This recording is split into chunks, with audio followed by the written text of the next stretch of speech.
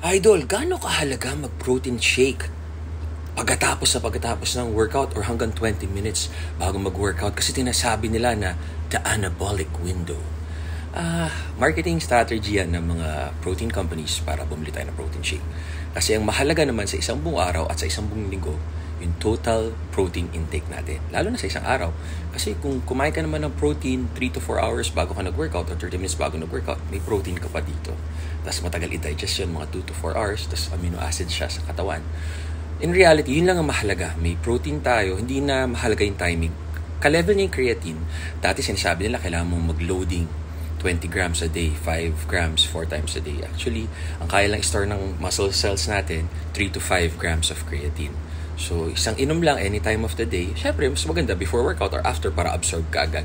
Kung di naman, dediretso siya sa brain kasi malaking tulong siya sa cognitive function ng brain. Tama kayo, mali ako, Dr. Do what works for you. Happy health!